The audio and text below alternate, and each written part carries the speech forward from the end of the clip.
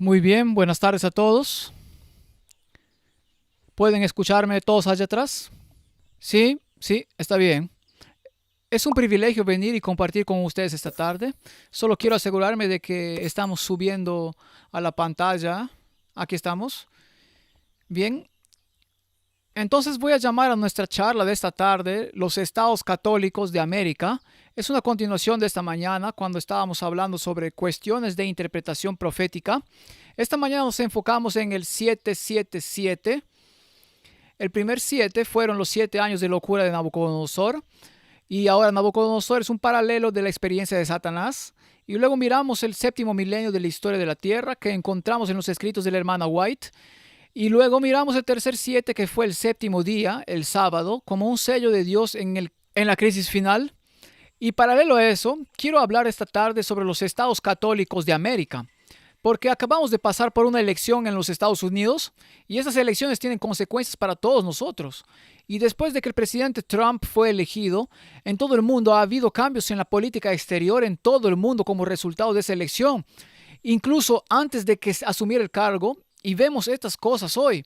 Así que Israel y Hamas acordaron un alto al fuego ayer y el regreso de todos los rehenes. Y decimos, alabado sea el Señor, por eso. Y la semana pasada el presidente Trump electo dijo en la televisión nacional que si jamás no libera a esos rehenes, se desatará el infierno. Y vemos que estas cosas suceden en todo el mundo.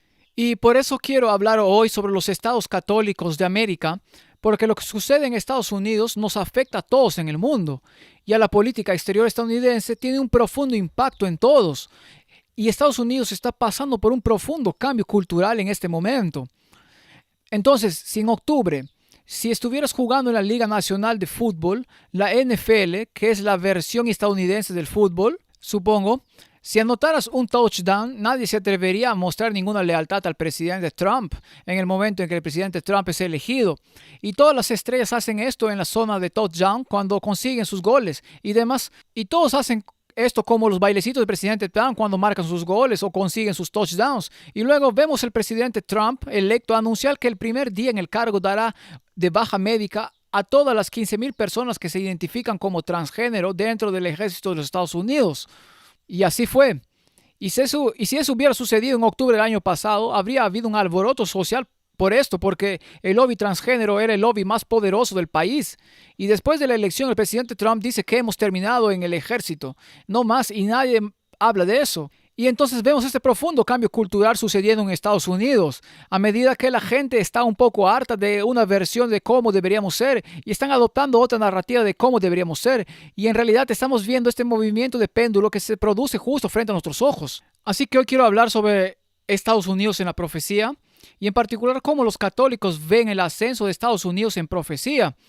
Porque lo que vamos a encontrar es lo que dicen los escritores católicos y lo que los adventistas han estado diciendo durante 150 años. Es notablemente similar, notablemente similar. Por lo que vamos a hablar hoy sobre los estados católicos de América. Inclinen sus cabezas conmigo e invitaremos a la presencia del Espíritu Santo. Padre Celestial, te damos gracias por la bendición que tenemos aquí en Nueva Zelanda para adorarte de acuerdo a nuestra conciencia. Padre, te damos gracias por la libertad que tenemos para reunirnos aquí hoy sin agencias gubernamentales o policías monitoreando o grabando lo que se dice y se hace aquí. Padre, te doy gracias por la libertad que tenemos para reunirnos y adorarte de acuerdo a nuestra conciencia. Ahora, Señor, mientras discutimos nuevamente asuntos de interpretación política y lo que las Escrituras revelan que sucederá antes del fin de los tiempos cuando Jesús venga nuevamente, Padre, te pedimos que humildemente esta tarde que tu Espíritu que inspiró al profeta Juan para escribir el libro de Apocalipsis, que tu Espíritu mismo esté aquí con nosotros esta tarde. Padre, te pido que hables a través de mí y por mí, que las palabras que hable sean de tu trono de gracia, que las almas sean una por la eternidad debido a esta presentación esta tarde. En el nombre de Jesús, humildemente lo pedimos. Amén. Muy bien, así que este nuevo viaje hoy vamos a ver los poderes del fin de los tiempos desde una perspectiva bíblica. Luego vamos a ver los poderes del fin desde los tiempos desde una perspectiva católica. Luego vamos a llegar a una conclusión. Así que hay dos partes para nuestra charla de esta tarde. Normalmente como predicador se espera que hagas 3 puntos en un sermón. Instrucción, luego ABC. Luego, conclusión, y la gente se siente corta si solo les das A y B, y si les dices que va a ser A, B, C, D, ellos como que gimen, piensan, oh no, este va a ser un sermón largo, así que hoy solo vamos a tener dos partes, pero aún así vamos a llenar nuestro tiempo. Creo que tenemos que terminar a las 7 de esta noche porque es cuando la siguiente presentación tiene que empezar, así que haremos nuestro mejor esfuerzo para terminar. Así que creo que la cena es a las 5:30, ¿es verdad? Así, sea como se llame la cena, ¿cómo se llama en Estados Unidos? Cena, bien, es muy confuso a veces. Es mejor simplemente decir la comida de la mañana, la comida del mediodía y la comida de la noche. Porque donde quiera que vayas en el mundo, todo el mundo la llama de la manera diferente. Y la comida de la noche, a las 5:30, oh, está bien. Así que primero vamos a hablar sobre los poderes del fin de los tiempos desde una perspectiva bíblica. Y vamos a volver a este pasaje aquí. Nos referimos a él esta mañana, pero no entramos en mucho detalle. Pero esta es la primera bestia de Apocalipsis capítulo 13 y Apocalipsis capítulo 1 al 11 discuten la historia de la tierra hasta la crisis final. Apocalipsis 12, 13 y 14 discuten la crisis final y Apocalipsis 15 describe las 7 plagas finales y el colapso de la Babilonia espiritual y la segunda venida de Cristo, por lo que en Apocalipsis 12 al 14 es como el corazón del libro de Apocalipsis y describe la crisis final entre esos poderes en la tierra que buscan imponer su voluntad en el mundo y el pueblo remanente final de Dios que ha dado el último llamado de Dios de misericordia a este mundo moribundo. Y el primero de los poderes que vemos, que realmente es el papado, es en realidad Apocalipsis 13:1 y esto es lo que dice el texto. Y para aquellos de ustedes que son adventistas, sé que esto puede ser una noticia vieja para ustedes, pero sé que hay muchos no adventistas en realidad aquí hoy y es bueno para nosotros repasar estas cosas juntos antes de entrar un poco más detalle. Así que Apocalipsis 13:1 dice esto: me paré sobre la arena del mar, este es Juan hablando, y vi subir del mar una bestia que tenía 7 cabezas y 10 cuernos, y en sus cuernos 10 diademas, y sobre sus cabezas un nombre blasfemo. Y entonces Juan ve una bestia surgiendo del mar y la bestia tiene 7 cabezas y 10 cuernos, e inmediatamente nuestras mentes regresan a las profecías de Daniel capítulo 7, porque en Daniel capítulo 7 tienes 4 bestias surgiendo del mar. Y en las visiones de Daniel 7, en Daniel capítulo 7, tienes el imperio babilónico, que tiene un león como una cabeza.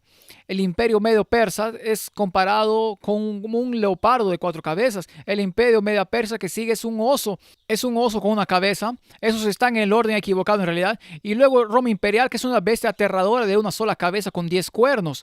Y entonces lo que encontramos en Apocalipsis 13:1, tienes una bestia saliendo del mar con 10 cuernos y 7 cabezas y 10 coronas. Y en Daniel tienes 7 cabezas, 1, 2 y 5. Y una aquí son 7. Y tienes 10 cuernos. Así que esta bestia que sale del mar en Apocalipsis 13 es como una amalgama de las cabezas y coronas de las 4 bestias que aparecen en Daniel capítulo 7. Así que vemos que hay un paralelo entre Daniel y Apocalipsis de inmediato cuando vemos a esta bestia saliendo del mar. Y volvemos a Apocalipsis 13:2. Dice, y la bestia que viera semejante a un leopardo, y sus pies como de oso, y su boca como boca de león, y el dragón le dio su poder y su trono y grande autoridad. Así que tienes un leopardo, un oso y un león. Y en la profecía de Daniel tienes un león, un oso y un leopardo. Y alguien estaba editando estas presentaciones de PowerPoint para mí el domingo de esta semana. Y este es un error aquí. Ese león no debería estar allí. Así que es un león, un oso y un leopardo. Aquí tienes un león, un oso y un leopardo. Así que una vez más tenemos estas similitudes entre esta bestia de Apocalipsis 13 y las visiones de Daniel en el capítulo 7. Y los protestantes que identificaron a esta bestia que sale del mar en Apocalipsis 13, en los primeros 12 versículos allí, le identificaron como el papado. Y hay muchas razones por las que harían eso. Y he predicado en otros lugares sobre por qué el papado cumple con las definiciones del anticristo en 2 de Tesalonicenses capítulo 2. Cuando lo repasas versículo por versículo está muy claro que el papado representa el anticristo en el Nuevo Testamento. Pero lo primero que decimos es que esta bestia surge del mar. Y si quieres interpretar la escritura con la escritura, ¿qué representa la palabra aguas o los mares? Bien, en Apocalipsis 17:15 nos describe lo que representa la palabra aguas o mares. Me dijo también, las aguas que has visto donde las rameras se sientan son pueblos, muchedumbres, naciones y lenguas. Así que esto nos dice que esta bestia que surge en Apocalipsis 13:1 al 10, cuando surge del mar, como dice, me paré sobre la arena y del mar, y es una bestia que surge del mar. La primera pista que tenemos es que esta bestia está surgiendo de las porciones pobladas del mundo. No está surgiendo de la isla del sur de Nueva Zelanda, ¿está bien? Puedes pensar eso a veces, pero este no es el caso. Así que esta es una bestia que surge de las porciones pobladas del mundo. Apocalipsis 13:3 continúa diciendo, vi una de sus cabezas como herida de muerte, pero su herida mortal fue sanada y se maravilló toda la tierra en pos de la bestia. Bien, esta bestia del mar fue herida en su cabeza y tenía una herida mortal, pero esta herida mortal fue sanada. ¿Cuándo sucedió eso? Bien, históricamente el papado fue llevado a su fin por los ejércitos de Francia revolucionaria. En 1798 el general Berthier llegó a París, a Roma, tomó prisionero al papa y lo obligaron a ir a París y luego murió en una prisión francesa. Y así el papa recibió lo que el mundo pensó que era una herida mortal y la gente pensó con el ascenso de Napoleón, hablamos de Napoleón ayer, que el papado estaba terminado. Pero ese no fue el caso y en el siglo XIX el papado una vez más se levantó para ser una fuerza global. Y el papado es una de las fuerzas más poderosas en el mundo hoy en día. Es una unión de iglesia y Estado. Apocalipsis 13:4 dice esto. Y adoraron al dragón que había dado autoridad a la bestia. Y adoraron a la bestia diciendo, ¿quién como la bestia y quién podrá luchar contra ella? Y entonces detrás de esta bestia está el dragón. Ese dragón en Apocalipsis 13:3 es... ¿Quién es el dragón? Satanás de Apocalipsis capítulo 12. Y entonces, estas diapositivas de PowerPoint están mezclando aquí, no importa. Y esta bestia que tiene una herida mortal, el papado, fue cortado en 1798 y el mundo se maravilló en pos de esta bestia, porque detrás de esta bestia hay un poder oculto y ese es el mismo de Satanás, cuando dice que le dio su asiento. La palabra latina para asiento es sedes, o tenemos la palabra sedente de ahí. El papado le llama el asiento sagrado, es el asiento sagrado, y así el papado recibe su asiento o su trono del mismo Satanás. Y así este poder es adorado por el mundo. Y si sigues, por ejemplo, los viajes de Juan Pablo II alrededor del mundo, donde quiera que fue tratado como un héroe conquistador. Y lo que sucedió con el colapso del comunismo en Polonia a fines de la década de 1980, el papado fue un jugador clave en el colapso de la ex Unión Soviética. Y el papado y el presidente Ronald Reagan se unieron para derribar a la Unión Soviética a fines de la década de 1980. Y por eso este pasaje aquí dice que la gente del mundo adora al dragón que le dio poder a la bestia. Y adoraron a la bestia diciendo, ¿quién es como la bestia y quién es capaz de luchar contra ella? Y ahora, esto es algo tangencial, pero en Apocalipsis 12 y 13 tienes una deidad falsificada. Tienes a Satanás, tienes la bestia del mar, tienes la bestia de la tierra y Satanás es una falsificación de Dios el Padre. La bestia del mar es una falsificación de Jesucristo. Y la tercera bestia, la bestia de la tierra, es una falsificación del Espíritu Santo. Y hay muchos paralelos que podemos ver para tratar con eso. Pero, por ejemplo, su herida mortal fue sanada. Y miras, más adelante habla sobre el cordero que recibió una herida mortal y el cordero fue herido. Y entonces hay muchos paralelos entre esta bestia aquí, la primera bestia de Apocalipsis 13, y la vida, el ministerio de Jesucristo mismo. Así que esta bestia del mar reclama la adoración del mundo. Ahora, ya que el Hijo Divino de Dios, Jesucristo, pudo recibir adoración, y por eso Tomás en Juan 20:28 dijo, mi Señor y mi Dios, y Jesús recibió adoración de parte de Tomás, el discípulo. De la misma manera, el papado reclama el derecho de recibir la adoración de la humanidad. Y en el derecho canónico, el Papa se le llama Dios. El derecho canónico es la ley de la Iglesia Católica Romana. Y así en la decretal de Gregorio XIII, canon 7, el Papa es literalmente llamado Dios. Se le llama Señor y Dios. En la decretal de Gregorio IX, el Sacrum Sacrimoni, tiene la frase, la silla apostólica, que es el trono del Papa, es el asiento de Dios, y el decreto de Gregorio lee al pontífice romano no como un simple hombre, sino como Dios verdadero reina en la tierra. Y así sucesivamente. Esto es del derecho canónico católico, esto no es inventado, puedes comprobar estas cosas por ti mismo, pero el derecho canónico católico romano afirma esencialmente que el papado o el papa es Dios en la tierra. Y es una afirmación asombrosa que tienen, y por eso afirman ser Dios en la tierra. Ellos reclaman el derecho de recibir la adoración de la gente aquí en la tierra. El papa reclama las prerrogativas de Dios. Así que, por ejemplo, se doblará toda rodilla y confesará que Jesucristo es el Señor, ¿sí o no? Sí, encuentras eso en Filipenses 2, 10 al 11. El Papa requiere que los suplicantes vengan ante Él con reverencias y besos hasta el día de hoy. Jesucristo fue confesado por un demonio como el Santo de Dios en Marcos 1:24, por Gabriel como Santo en Lucas 1:35 y fue llamado por Pedro el Santo de Dios en Hechos 2:27. Y el papado se autodenomina su santidad, a pesar de ser llamado en las Escrituras el hombre de pecado. Según las Escrituras, Daniel 2:29, toda la sabiduría pertenece a Dios, y sin embargo el papado afirma la doctrina de la infalibilidad. Y en realidad la doctrina de la infalibilidad es una doctrina interesante porque a pesar de que es una invención relativamente reciente en el dogma católico, no más de 200 años de antigüedad, para lo que sirve es para vincular a los papas que tienen todas las declaraciones de los últimos 1000 años. Así que aunque el Papa afirma su infalibilidad cuando habla en su función oficial de enseñanza del magisterio de la Iglesia y piensas que es genial poder hablar cuando eres infalible, eso es algo maravilloso. Pero en realidad, lo que el Papa diga hoy debe ser lógicamente consistente con todas las declaraciones anteriores de los papas que se remontan a más de 1000 años.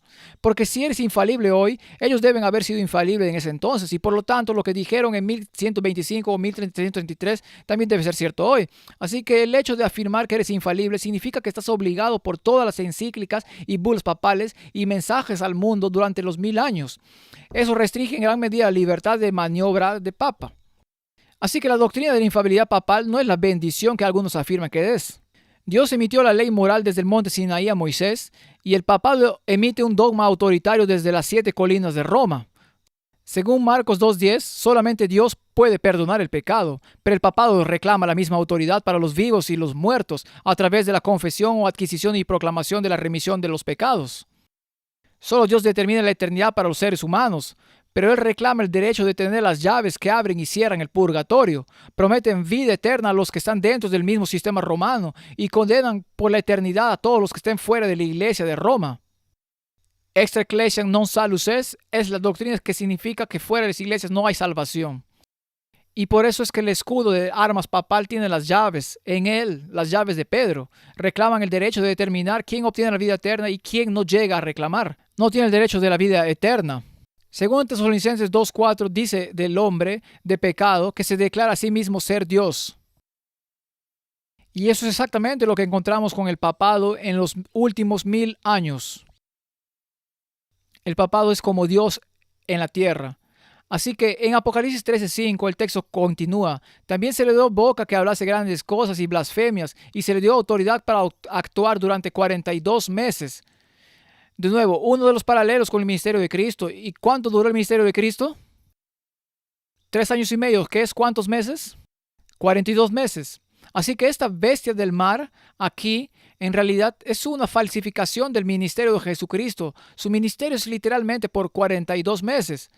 Más adelante veamos en un sentido profético, vamos a llegar a eso en un segundo, pero esta bestia es paralela al ministerio de Cristo porque tiene un ministerio de 42 meses, que es paralelo a los 3 años y medio de Jesús estuvo en este planeta, en su ministerio. Así que si miramos esos días, esos pasajes aquí, si los vemos como profecía escatológica, que lo es, y decimos, bueno, ¿cómo interpretamos el tiempo del libro de Daniel y Apocalipsis? Bueno, las escrituras tienen lo que llamamos el principio día por año, donde un día en la profecía representa un año en tiempo real. Y así, Números 14:34 y Ezequiel 4:5 y 6, esos son los dos pasajes que explican cómo se deben interpretar las profecías del fin de los tiempos en términos de tiempos. Así que en Números 14:34 se refiere a los años de vagar por el desierto, y Dios dice a través de Moisés al pueblo de Israel: conforme al número de los días, de los 40 días en que reconocisteis la tierra, llevaréis vuestras iniquidades 40 años, un año por cada día, y conoceréis mi castigo. Entonces, en este pasaje aquí, Dios establece el hecho de que debido a que estuvieron 40 días explorando la tierra prometida con sus espías y luego terminaron en falta de fe y se negaron a entrar en la tierra prometida, por lo tanto ahora van a pasar 40 años vagando en el desierto, un día por cada año. Y luego en Ezequiel tenemos otro principio donde tienes un día por año. Y Dios está hablando a la gente aquí y dice: yo te he dado los años de su maldad por el número de los días. 390 días, y así llevarás tú la maldad de la casa de Israel.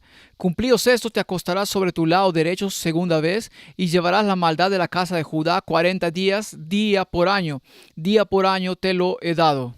Y entonces tienes este principio de día a año en profecía. Así que estamos viendo estas profecías del tiempo del fin. Vamos a interpretar el número de días en la profecía. Vamos a convertir eso en años en tiempo real. Y entonces hay un periodo de tiempo profetizado consistentemente a lo largo de los libros de Daniel y Apocalipsis. Y estos son 1260 días. Y esas son las referencias que puedes ver en la pantalla allí.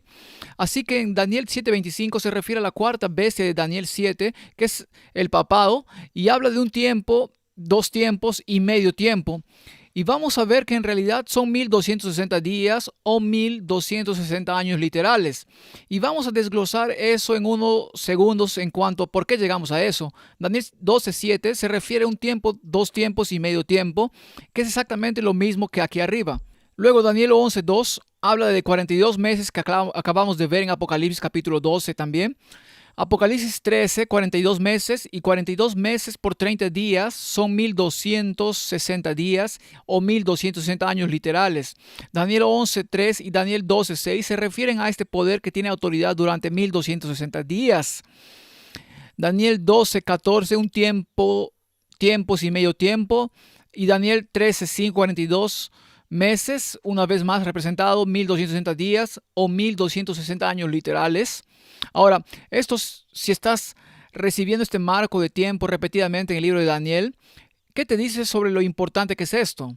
Es un asunto muy importante, ¿sí? Esto es un asunto muy importante, ¿sí? Sí, sí, eso es Apocalipsis, sí, sí. Alguien estaba editando esto para mí el otro día y por lo tanto hay algunas cosas que se salieron mal en esto. ¿Está bien? Tienes razón en eso. Así que cuando se trata de interpretar el tiempo profético, un tiempo equivale a un año, lo que equivale a 12 meses, y 12 meses son 12 veces 30 en la forma de pensar hebrea. Entonces un tiempo representa 360 días proféticos. Dos veces, por lo tanto, equivale a 2 años, 24 meses, que representan 24 veces 30 días, son 720 días proféticos. La mitad del tiempo representa 6 meses, que son 6 veces 30, esos son 180 días proféticos. Entonces un tiempo, dos tiempos y medio tiempo es igual a 42 meses, 42 veces 30 es igual a 2260 días proféticos. Y como un día es igual a un año, es decir, 1260 años literales. Eso nos da porque todo esto se refiere a una entidad, la cuarta bestia de Daniel 7 o la bestia del mar de Apocalipsis 13. Tenemos esta era de supremacía papal desde el establecimiento del Papa por decreto del emperador Justiniano en el año 538 después de Cristo. Después que el emperador Belisario ganó las batallas finales contra los reinos arrianos de Italia hasta 1798, cuando el Papa fue depuesto por los ejércitos de Francia revolucionaria. Son 1260 años literales. Y por lo tanto los adventistas no son los primeros en decir esto. Esto ha sido bien establecido por muchos intérpretes proféticos protestantes que se remontan a 500 o 600 años en este punto aquí. Y si alguna vez quieres leer más sobre esto, te animo a leer algo llamado La fe profética de nuestros padres. Es una serie de 4 volúmenes. Y cuando lees ese libro ves cómo había sacerdotes católicos en los 1200 y 1300 que estaban haciendo este mismo argumento. Entendieron las implicaciones de esta profecía de tiempo de Apocalipsis capítulo 13. Y en realidad fueron los sacerdotes católicos los primeros en decir que el papado es el anticristo. Y es la bestia del mar de Apocalipsis mucho antes que llegaron los protestantes. Y lo dijeron en los años 1500 en adelante. Así que Apocalipsis 13, 6 al 10 dice esto. y abrió su boca en blasfemias, la bestia del mar o el papado, y abrió su boca en blasfemias contra Dios para blasfemar su nombre, de su tabernáculo y de los que moran en el cielo. Así que es un poder blasfemo, y se le permitió hacer guerra contra los santos y vencerlo. Es un poder perseguidor. También se le dio autoridad sobre toda tribu, pueblo, lengua o nación. Eso significa que es una iglesia universal, y la palabra católica significa que es mundial. Así que es la iglesia mundial con sede en Roma. Eso es lo que significa católico romano. Por lo que esta es una iglesia universal, es una iglesia blasfema y es una iglesia persecutoria. El texto continúa diciendo, y la adoraron todos los moradores de la tierra cuyos nombres no estaban escritos en el libro de la vida del Cordero, que fue inmolado desde el principio del mundo.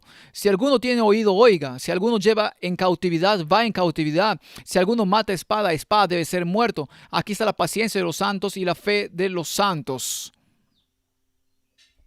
Y entonces este pasaje aquí nos da muchos detalles sobre la naturaleza blasfema y perseguidora de este poder papal, en particular que encontramos en Apocalipsis 13.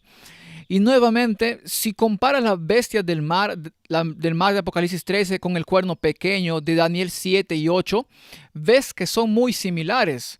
Entonces el cuerno pequeño de Daniel 7 y 8 habla grandes palabras contra Dios. La bestia del mar de Apocalipsis 13 pronuncia blasfemias contra Dios. El cuerno pequeño de Daniel 7:8 piensa cambiar el tiempo y la ley. Y la bestia de Apocalipsis 13 blasfema el nombre de Dios y su morada, y los que moran en el cielo. Y este pequeño cuerno de Daniel 7 y 8 pisotea el santuario celestial y el ejército, y que levantará a los santos por un tiempo, 2 tiempos y medio tiempo. Y la bestia del mar de Apocalipsis 13 hace guerra contra los santos, cuyos nombres están en el libro de la vida, durante 42 meses, o 1260 años literales. Y así hay muchos paralelismos entre las bestias de Daniel 7 y 8, el poder del cuerno pequeño y la bestia del mar de Apocalipsis capítulo 13. Y como adventistas, la mayoría de nosotros estamos muy familiarizados con esto, y realmente no vamos a entrar en muchos detalles aquí porque quiero llegar al corazón de lo que estamos hablando esta tarde. Así que establecimos como adventistas y protestantes durante 500 años, la primera bestia de Apocalipsis 13 es el papado. Y curiosamente, una vez fui a una serie evangelística en una ciudad de Estados Unidos y quería alquilar un salón público, y el único salón disponible estaba en una universidad luterana. Y fui a hablar con el presidente de la universidad luterana y dije que quería hacer una serie de estudios sobre el libro de Apocalipsis en su salón público. Y él estuvo de acuerdo con eso. Y luego me llamó de nuevo poco después y me dijo si podía venir y hablar un poco más sobre esto. Así que dije que sí, entramos a hablar y él dijo, ¿qué es exactamente lo que vas a decir sobre el libro de Apocalipsis? Y dije, bueno, voy a decir lo que Martín Lutero sobre el libro de Apocalipsis, porque ustedes son luteranos. Y él dijo, bueno, podría explicar un poco más, así que le expliqué sobre el papado. En Apocalipsis, en ese momento mi aprobación para celebrar reuniones allí fue retirada y le mencioné a este presidente de este colegio luterano que solo estoy predicando lo que ustedes han estado predicando durante 500 años. Pero el mundo ha avanzado desde entonces y la gente no quiere saber sobre esto. Y hay gente hoy que dice que la reforma terminó y que la herida ha sido sanada y que ya no necesitamos estar divididos entre católicos y protestantes. Porque, como saben, el malentendido de la reforma ahora se ha resuelto porque tenemos un entendimiento común de la justicia por la fe, supuestamente entre luteranos y católicos. Así que de todos modos, esta bestia del mar de Apocalipsis 13 es interpretada como el papado por los protestantes y los católicos desde hace muchos cientos de años. Y entonces llegamos a lo que leímos esta mañana, y no voy a volver a leer todo esto ahora, pero esta mañana hablamos sobre la segunda bestia que sale del mar, de la tierra de Apocalipsis 13, y cómo esa bestia es los Estados Unidos de América. Y por lo tanto voy a pasar rápidamente aquí al papel de Estados Unidos en la profecía. ¿Y cómo lo ven los católicos? Porque vimos esta mañana en Apocalipsis 13:4, Apocalipsis 13:15, Apocalipsis 14:7, que el tema clave era la adoración, la coerción de la adoración. Y el tema no es solo a quién adoras, sino quién es la autoridad suprema en tu vida, en quién confías. Y los últimos 4 años todos tuvimos que preguntarnos en quién confías. Creo que tuvieron un primer ministro aquí que dijo que nosotros, el gobierno, somos tu única fuente de verdad, o palabras en ese sentido, ¿sí? Y por su respuesta puedo ver que claramente crees en tus políticos aquí. Puedes saber cuando un político está mintiendo porque sus labios se mueven. Es muy indicador de que no te están diciendo la verdad. Así que quiero hablar ahora sobre los Estados Unidos en la profecía. no tanto entendidos desde una perspectiva adventista, sino entendidos desde una perspectiva católica, una perspectiva católica moderna. Y la Iglesia Católica hoy está tan polarizada como muchas otras denominaciones. Hay católicos progresistas, hay católicos conservadores. Y si quieren saber lo que piensan los católicos conservadores, hay un canal de YouTube llamado Church Militante. Los animo a que le echen un vistazo. Viene de Detroit, Michigan. Está dirigido por un hombre que antes era miembro de la comunidad LGBT. Se convirtió al catolicismo y ahora es muy partidario, muy vocal de una versión muy conservadora del catolicismo. Y cuando escuchas esas transmisiones de YouTube que salen casi todos los días, entiendes lo que piensan los católicos conservadores y lo que los católicos conservadores están pensando. Concuerda con lo que los adventistas han estado diciendo sobre el catolicismo y la bestia del mar de Apocalipsis 13 durante los últimos 150 años. Así que la perspectiva católica sobre Estados Unidos, según la comprensión adventista de Estados Unidos, la bestia de la tierra unirá fuerzas con el papado. La bestia del mar de Apocalipsis 13 al final de los tiempos para imponer una adoración falsa a través de la marca de la bestia y defender la adoración forzada y coaccionada que es la adoración dominical. Entonces, ¿qué dicen los católicos sobre esto? Bueno, veamos unas perspectivas católicas sobre esto. Así que primero que todo, comencemos con la Reforma misma. La Reforma enfatizó la libertad religiosa por encima de todas las demás libertades, libertad de conciencia, y en los tiempos de Martín Lutero, la idea de libertad religiosa significaba en efecto la libertad de pertenecer o no pertenecer a la Iglesia Católica Romana. La libertad significaba no contribuir financieramente a los costos administrativos de la Iglesia Católica Romana. La libertad significaba no tener que creer automáticamente en el dogma católico romano. La libertad significaba vivir en armonía con las Escrituras y bajo la guía del Espíritu Santo. Y lo que sucedió fue que en la Reforma el cristianismo pasó como un péndulo, porque desde el siglo V en adelante, después de que un monje llamado Cyril dijo que la iglesia determina la interpretación de las escrituras, eso aclaró los debates cristológicos de los siglos II, III y IV, en el que hubo confusión en el cristianismo. Después de que el monje Cyril dijera que la iglesia determina lo que significa la escritura en lugar de que la escritura determine lo que significa la escritura. Desde ese momento los papas tuvieron una voz autoritaria del magisterio, que era el oficio de enseñanza de la iglesia. Y entonces cuando el tiempo de Martín Lutero, cuando el papa dijo esto es dogma, todos tuvieron que aceptar. Y con la Reforma el péndulo osciló hasta aquí y Martín Lutero dijo que en realidad todos tienen derecho a tener la Biblia en su propio idioma. Se llamaba vernáculo, es decir, su propio idioma. Todos tienen la Biblia, el derecho a tener la Biblia, la palabra de Dios en su propio idioma, y pueden leerla por sí mismos y el Espíritu Santo les concederá suficiente entendimiento para la salvación. Ese es un punto importante. Martín Lutero no dijo que el Espíritu Santo les concederá todo el entendimiento de todo lo que está en las Escrituras, sino que obtendrán suficiente entendimiento bajo la guía del Espíritu Santo, que es suficiente para tu salvación, porque el propósito de la Biblia es guiarte a la salvación. Y eso conduce a la reforma radical, la idea de que todos tienen la Biblia en su propio idioma, y tenemos la Biblia azul aquí. Sí, es una expresión de la reforma radical, y como adventistas tenemos nuestra escuela sabática trimestral, y estudiamos la Biblia, y la idea de estudiar la escuela sabática trimestral es que nosotros como adventistas debemos estudiar la palabra de Dios en casa todos los días para nosotros mismos. Ese es el propósito de la escuela sabática trimestral. Y luego lo que sucedió fue que aproximadamente 20 años después de la reforma de Martín Lutero, los campesinos en Alemania leyeron la Biblia por sí mismos y dijeron, bueno, no vemos los derechos divinos de los reyes, aristócratas o príncipes para gobernarnos. Entonces se levantaron en rebelión que se conoció como la rebelión campesina. Y la violencia fue bastante extrema en Alemania y se salió tanto de control que Martín Lutero se puso del lado de los aristócratas que estaban oprimiendo a los campesinos con gran violencia. Martín Lutero se puso al lado de los aristócratas y no del lado de los campesinos. Y la rebelión campesina fue aplastada. Y lo que sucedió fue que pasaron del magisterio de la Iglesia Católica a la reforma radical, de donde tenemos a los anabaptistas y a los menonitas hoy. Y luego Martín Lutero volvió a esta posición intermedia que dice que todos tienen derecho a entender las escrituras por sí mismos y leerlas en su propio idioma.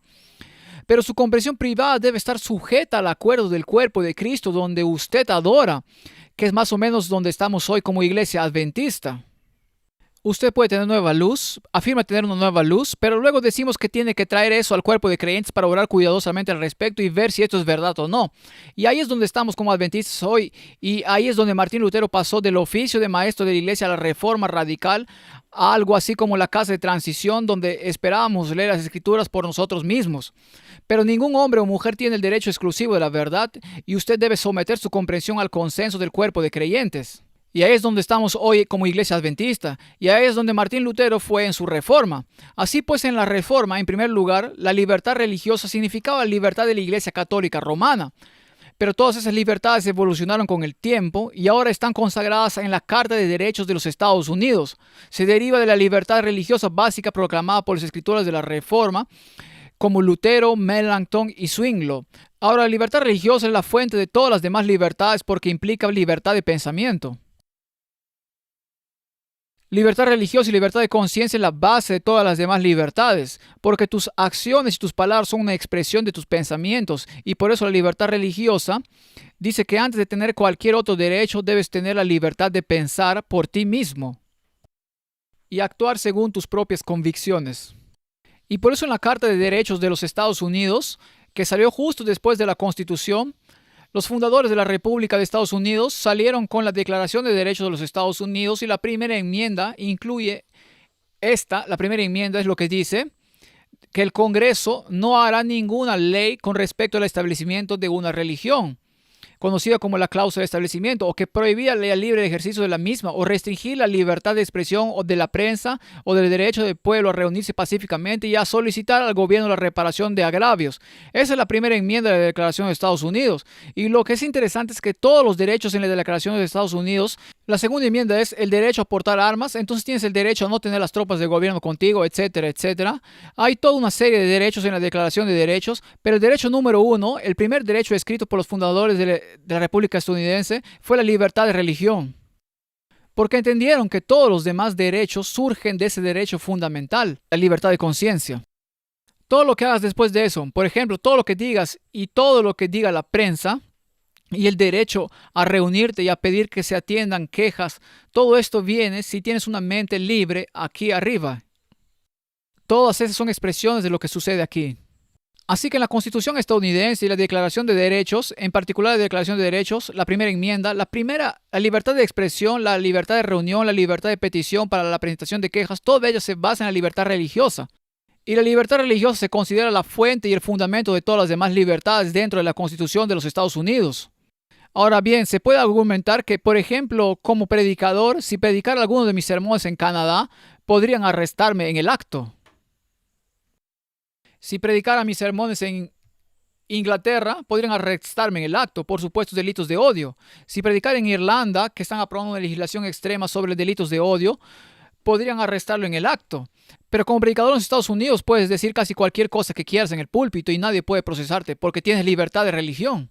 Y por lo tanto, la libertad que nos brinda esta primera enmienda es inmensa, es la marca de oro, el punto de referencia, el estándar de oro para las libertades en todo el mundo. Y si Estados Unidos cae, la libertad caerá en todo el mundo también. Ninguna otra nación tiene una cláusula tan absoluta como esta. Ahora, la Corte Suprema de los Estados Unidos la ha modificado un poco. Por ejemplo, al prohibir el libre ejercicio de la misma, la Corte Suprema de los Estados Unidos en varios casos ha dicho que hay algunas cosas que no se pueden hacer en el libre ejercicio de la religión. Por ejemplo, no se permite practicar el sacrificio de niños en Estados Unidos como parte de su religión. Y alabado sea el Señor, sí. Y hubo algunas decisiones de la Corte Suprema relacionadas con las drogas restringidas en ceremonias religiosas para los nativos americanos. Pero como regla general, esta cláusula establece un muro entre la Iglesia y el Estado en la Constitución de los Estados Unidos. Y nuestro sistema legal, por ejemplo, como pastor en los Estados Unidos, eres empleado de la Iglesia y básicamente significa que si la Iglesia quiere que sea así, no tienes derechos laborales. Todas las protecciones legales de empleos federales de Estados Unidos, como la ley de estadounidense con discapacidad y demás, ninguna de ellas se aplica a usted si es pastor o empleado de una iglesia, porque los tribunales federales no quieren intervenir en el asunto relacionado con la iglesia. Por lo que la separación de la iglesia y el Estado tiene implicaciones bastante profundas, tanto positivas como negativas, dependiendo de su perspectiva, por lo que esta es la primera enmienda de Declaración de Derechos de Estados Unidos, es la base de todos los demás derechos de la Constitución de Estados Unidos. Y por lo tanto se puede argumentar que Estados Unidos se basa en esos principios protestantes fundamentales. Y esa es la narrativa estándar de Estados Unidos, se constituyó como una nación protestante. Y esos principios fundamentales de relaciones públicas protestantes de Martín Lutero en adelante condujo a la Declaración de Derechos y las libertades civiles en Estados Unidos. Hoy como la libertad de expresión y de prensa, el libre ejercicio de la religión, el privilegio contra la autoincriminación, puedes acogerte a la quinta enmienda, No puedes ser obligado a testificar contra ti mismo en un tribunal de justicia.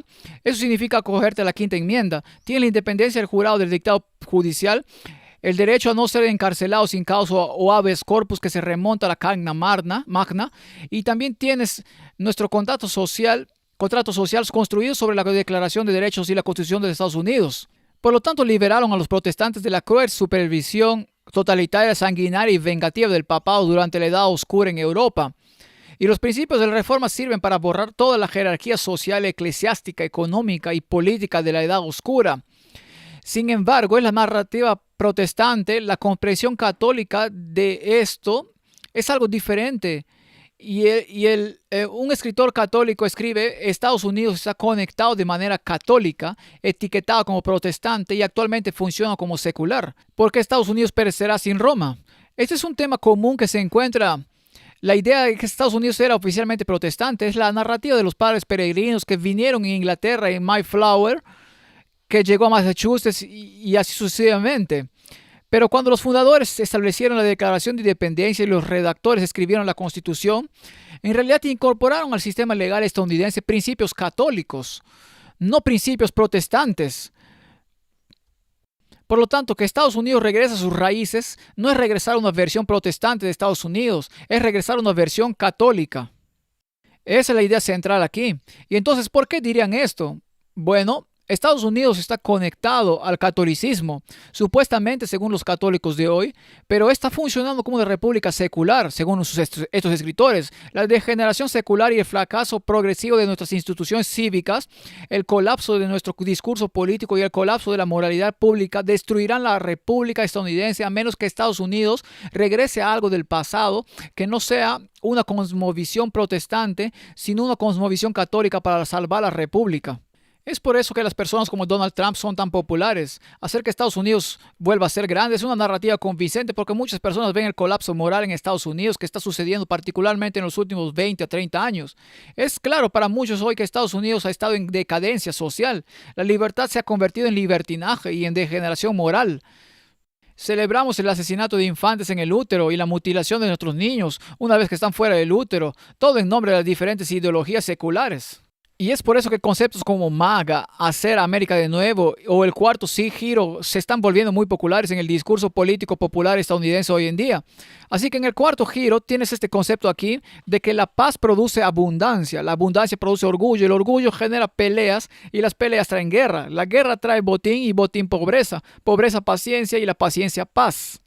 Así que la paz trae guerra y la guerra trae paz. Eso fue acuñado en 1280 por Jean Damien, pero esa idea es una especie de idea popular.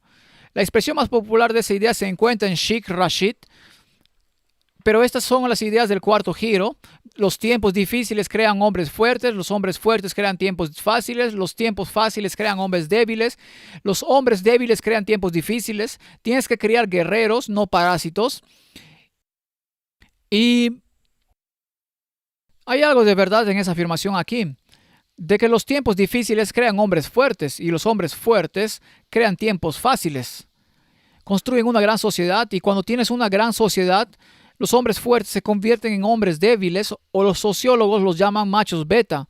Y los hombres débiles conducen a tiempos difíciles porque no pueden defender o sostener lo que tenemos. Y entonces hay necesidad de una nueva generación de tiempos difíciles que exige que los hombres fuertes den un paso adelante una vez. Y esta es la idea. Si lees el libro El Cuarto Giro, es un libro muy popular en Estados Unidos en este momento. Cada 20 años pasamos por uno de estos cambios. Y Estados Unidos ahora están aquí. Hombres débiles que crean tiempos difíciles. Y tenemos que volver a esta era aquí. Así que ahora estamos en el cuarto giro de aquí y para aquí y el movimiento MAGA es una expresión de esta ideología subyacente de que Estados Unidos necesita volver a lo que era el pasado para volver a ser grande. Así que esto es muy popular en el pensamiento popular estadounidense en este momento. Lo ves en las redes sociales, lo ves en escritores y oradores populares, pero volvamos de nuevo a la visión católica de esto. Y los escritos católicos se basan principalmente en este tipo aquí, Agustín de Hipona, lo llaman San Agustín. Hipona es la actual Túnez, era de África del Norte, y Tomás de Aquino, que murió alrededor de 1274 después de Cristo. Y de hecho, cuando lo lees los escritos católicos, lo que te llama la atención casi de inmediato es una falta casi total de la referencia a las escrituras. Si alguna vez lees algunos libros del Papa Benedicto XVI y lees los escritos de Juan Pablo II y lees algunos otros escritores católicos famosos, si lees por ejemplo a Hans Kung, el teólogo católico que fue un reformador en los años 60 y 70, lo que te llama la atención casi de inmediato como protestante es la falta casi total de referencia a la palabra de Dios. Lo que encuentras son referencias constantes a Agustín o Aquino. Ellos son los pensadores dominantes en la cosmovisión católica y tiene que infiltrarse a través de Agustín, Hipona y Santo Tomás de Aquino, como lo llaman. Y Tomás de Aquino en particular tiene un papel dominante en el pensamiento católico moderno desde que vivió en la Edad Media allí. Y así Tomás Aquino escribió que hay 4 tipos de ley y lo puse en la pantalla. Hay una ley eterna, hay una ley natural, hay una ley positiva y hay una ley divina. Entonces, ¿cuáles son exactamente estos 4 tipos de leyes que defendió Tomás de Aquino y que se aceptan en la teología católica actuar como una especie de dogma estándar? La primera es la ley eterna, que es el plan de Dios para el universo y todos sus habitantes, incluyendo la gravedad y los otros principios científicos o matemáticos que gobiernan nuestro gobierno. Y ahora, la segunda, la ley natural, es la participación de las criaturas racionales en la ley eterna, y porque somos de naturaleza animal, social, caminamos juntos, vivimos juntos, hablamos juntos, construimos sociedades. Al hacerlo, queremos hacer lo que es natural para la humanidad, por lo tanto necesitamos seguir los principios de la ley eterna. Luego la ley positiva, la tercera ley en la jerarquía, esas son las costumbres y leyes y regulaciones hechas por los gobiernos a nivel nacional en un intento de aplicar la ley natural a individuos y sociedades. Y cuarto en la lista está la ley divina, conocida por nosotros como la ley moral o el decálogo o los 10 mandamientos. Y notas en esta jerarquía de la ley que los 10 mandamientos están aquí abajo. Como adventistas colocamos los 10 mandamientos aquí arriba, no los reconocemos en absoluto, pero esto aquí en los escritos católicos y de Santo Tomás de Aquino, la ley divina, los 10 mandamientos están aquí abajo. Esta es la menos significativa. Esto es deducido por teólogos católicos, esto es deducido por los teólogos católicos, esto es implementado por los gobiernos de todo el mundo. Pero la ley de Dios en sí está sujeta en todas estas otras cosas. Por lo que cree que es posible cambiar los tiempos y la ley en Daniel capítulo 7. Porque esto debe estar sujeto a lo que hemos determinado aquí. Y por lo tanto la ley positiva incluye, por ejemplo, leyes sobre la propiedad. Y en el pensamiento católico, Tomás de Aquino está pensando, todos los bienes deben ser mantenidos en común, así es como entendieron la ley eterna. Toda propiedad material debe ser mantenida en común para el bien común. Y por lo tanto, cuando el gobierno saca una ley, como un gobierno marxista que confisca todos los medios de producción en el país para que sean propiedad del pueblo, la Iglesia Católica puede apoyar eso. Felizmente, a pesar del hecho de que es una violación del mandamiento de no robarás, porque es natural que todos los bienes de la sociedad se utilicen para el bien común. El comunismo dice que todos los bienes están en manos del gobierno para el bien común. El fascismo dice que toda la propiedad privada está en manos privadas, pero debe usarse para el bien común. Y el capitalismo dice que todos los bienes están en manos privadas para obtener ganancias financieras personales y los visibles manejan el mercado para asegurarse que hay un bien común. Entonces, los católicos pueden trabajar con fascistas y comunistas simultáneamente. Es por eso que la Iglesia Católica puede ser un aliado de... Vamos a ver esto mañana por la mañana. La Iglesia Católica puede ser un aliado activo de Adolf Hitler, al mismo tiempo que era un aliado activo de todas las dictaduras de la izquierda en América Latina en los años 60, 70 y 80. Y lo que llaman teología de la liberación. Pero puede jugar en ambos lados de la moneda, debido a esta jerarquía de leyes que tienen. Así que cara gana, cruz pierde, se podría decir. En la teología católica, cuando se trata de leyes de propiedad y demás, pero estos son los 4 tipos de leyes de Tomás Aquino expuso, y esto es algo así como un dogma católico que hoy existe. Hay una jerarquía de leyes y estas leyes se aplican a cómo se establece Estados Unidos como nación. La ley natural, que es como la aplican en los Estados Unidos, tiene 3 principios claves. El primer principio es que la naturaleza es moral, o la naturaleza está compuesta de seres morales libres.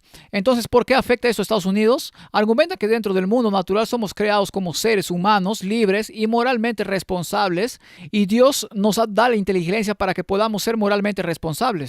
Pero incluso después de la caída, la humanidad como seres inteligentes solo puede reconocer y buscar el bien moral, mientras tengamos la capacidad para la bondad moral. Solo nos volvemos morales por elección. Los calvinistas en ese momento eran una fuerza dominante en Estados Unidos en el momento de su fundación. Rechazaron esta enseñanza católica, argumentaron a favor de la depravación total del hombre. Los luteranos, por otro lado, en los años 1600 y 1700, argumentaron que somos capaces de bondad moral solo después de una experiencia de conversión y mientras experimentamos la santificación. Los pensadores de la Ilustración que también contribuyeron a la fundación de Estados Unidos como Locke, enseñaron que todo es un sistema, todo es un mecanismo, el universo es aleatorio, por lo tanto no es posible que la humanidad sean seres morales porque no existe la moral objetiva en un universo aleatorio. Y por eso esta idea de que la naturaleza es moral y la naturaleza es libre, vamos a ver cómo se aplica esto a la cosmovisión católica en Estados Unidos. El segundo principio de la ley natural católica es que la naturaleza es inteligible o que la naturaleza tiene significado. Entonces, dentro de nuestro mundo natural, podemos aprender de nuestro entorno. Es lo que enseñan los católicos, es lo que decimos también como adventistas. Decimos que la primera revelación de Dios y la naturaleza es el segundo libro de la revelación de Dios. Sí, puedes aprender sobre Dios simplemente estudiando la naturaleza que nos rodea, y esa no es una idea con la que los católicos estarían de acuerdo. Argumentan que el orden en el mundo natural habla de un creador por las leyes del universo y son solo las leyes del universo las que hacen posible la investigación científica, lo cual es absolutamente cierto. Tomás de Aquino argumentó que la verdad científica es una verdad inferior y no puede contradecir la verdad superior que es la verdad teológica. Y así durante más de 500 a 600 años en Oxford y Cambridge, la teología era conocida como la reina de las ciencias. No la reina de las artes, la teología fue la reina de las ciencias en Oxford y Cambridge durante cientos de años porque incluso los protestantes entendieron que la ciencia y el proceso científico y el descubrimiento están siempre sujetos a una verdad superior que es la verdad teológica. Por lo que dentro de esta idea de que la naturaleza es significativa o es inteligible, esto nos encaja bien con los luteranos o calvinistas que eran los grupos protestantes dominantes en Estados Unidos en la época de su fundación junto con los anglicanos. ¿Por qué? Porque los luteranos y calvinistas prefieren la idea de una sola escritura como el único medio de revelación de Dios. Y nosotros como adventistas hablamos de sola escritura, escritura solamente. Cuando te enfocas solo en la escritura, eso significa que tiendes a ignorar lo que la naturaleza te enseña sobre Dios. Y los escritores católicos estaban abiertos a las enseñanzas de la naturaleza sobre Dios, así como las escrituras mismas. Y por lo tanto, debido a las que los protestantes se enfocaron en la sola escritura, a los ojos de los católicos se separaron de la revelación de Dios sobre sí mismo en la naturaleza. Como adventistas en realidad estamos más cerca de los católicos en ese sentido. Somos más que muchos protestantes porque creemos que Dios se nos presenta a través de la naturaleza en el mundo natural. Entonces tenemos la naturaleza como teológica, lo que significa que tiene un propósito o una meta. El argumento aquí es que la humanidad está programada para ver los propósitos morales de nuestro entorno, que la creación y la naturaleza tienen un objetivo moral en la mente. La vida no se trata solo de la acumulación de riqueza. La vida tiene un propósito moral y nuestro propósito es cumplir el propósito moral que Dios tiene para nosotros en nuestras vidas. Los católicos ven el objetivo de la naturaleza como devolver la humanidad a Dios. Por lo tanto, Dios debe estar presente en la naturaleza y en los sacramentos como en la misa. Los luteranos, los calvinistas y anglicanos defendieron la ascensión de Cristo al cielo en el capítulo 1 de los Hechos. Argumentaron que Él esencialmente dejó atrás este mundo físico sin ninguna presencia tangible.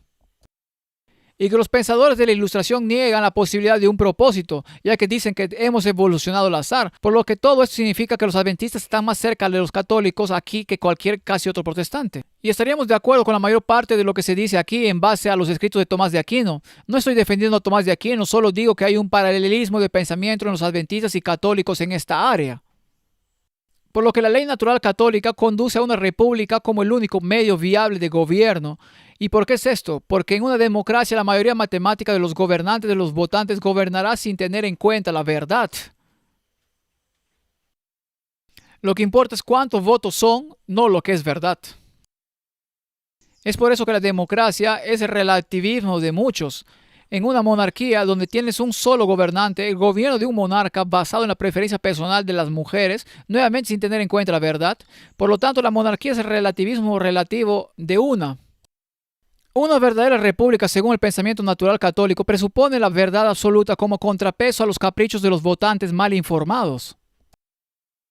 Y entonces el pensamiento natural católico argumenta que la verdad es importante para nosotros, para que la sociedad sobreviva, y la mejor forma de sociedad es una sociedad formada por un electorado moral e informado, que es notablemente similar a lo que Washington y Benjamin Franklin argumentaron en la fundación de los Estados Unidos. Y entonces en el pensamiento natural católico, una verdadera república tiene 6 componentes centrales. Los he enumerado para ti. Tienen un régimen de derechos naturales. Vamos a llegar a los derechos naturales en un momento. Está encabezado por un gobierno limitado. Está poblado por una ciudadanía moral que puede concebir adecuadamente la personalidad y el humanismo. Y en quinto lugar, la familia y la economía. Y en sexto lugar, el progreso científico y tecnológico. Y si eres un estudiante de historia estadounidense, sabrás que la idea de un gobierno limitado es una gran idea. Y la idea de que Estados Unidos solo sobrevivirá es si está poblado por una ciudadanía moral. Los fundadores estadounidenses reconocen que la Constitución estadounidense está escrita de tal manera que Estados Unidos solo sobrevivirá si la gente en ella actúa con moderación moral. Y es un componente central de la ley natural católica. Y por lo tanto no se trata solo de los fundadores de Estados Unidos. La República defendió esto. Esto se defiende en la teoría del derecho natural católica. Por lo que estos son los componentes centrales de un verdadero derecho natural católico republicano. Ahora bien, en Estados Unidos la Declaración de Independencia fue creada por los redactores y enumeraron 3 derechos naturales que son los siguientes. Son los derechos inalienables en la Declaración de Independencia de Estados Unidos. Dicen, consideramos que estas verdades son evidencias por sí mismas, que todos los hombres son creados iguales, que son dotados por su creador, son ciertos derechos inalienables, entre ellos están la vida, la libertad y la búsqueda de la felicidad. Y esos son los 3 derechos más famosos en la Declaración de Independencia de los Estados Unidos: la vida, la libertad y la búsqueda de la felicidad. Después de la Declaración de Independencia está la Constitución, y después de la Constitución tiene la Declaración de Derechos que garantiza la libertad de religión, por lo que hay un flujo: la Declaración de Independencia, la Constitución y luego la Carta de Derechos. Esos son 3 documentos, conforman los documentos que gobiernan la República estadounidense. Pero estos derechos inalienables son la vida, la libertad y la búsqueda de la felicidad. Entonces, ¿aún tenemos esos derechos inalienables? Bueno, se argumenta que el derecho a la vida se ha convertido en el derecho a matar. Que el derecho a la vida ha sido destruido por el movimiento abortista y el derecho a la vida se ha pervertido en el derecho a matar en el útero. Y en nuestra última elección, una de las candidatas, una de sus cuestiones número 1, fue que queremos expandir los derechos al aborto a nivel nacional.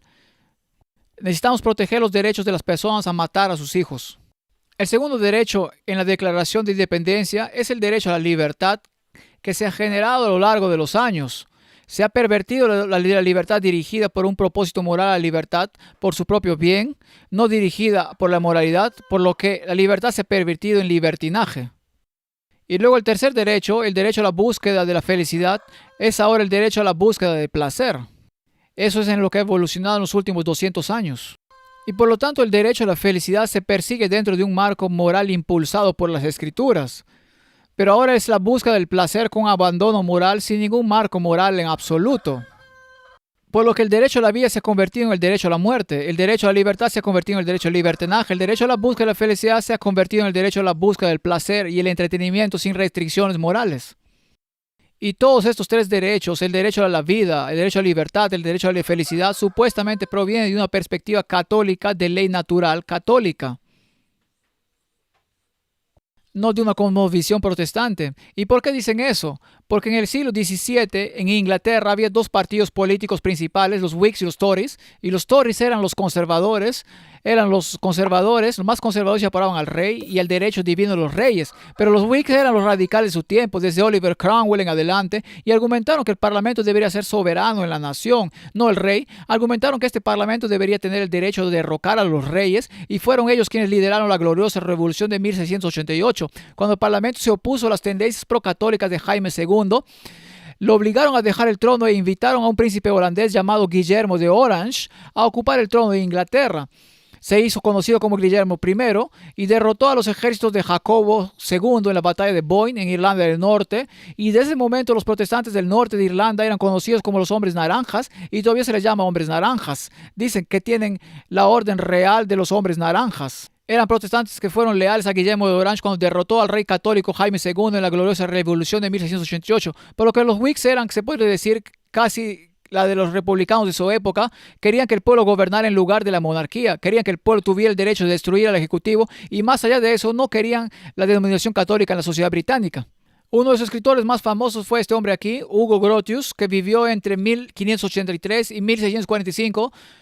Hugo Grotius fue uno de los escritores más citados por los fundadores estadounidenses.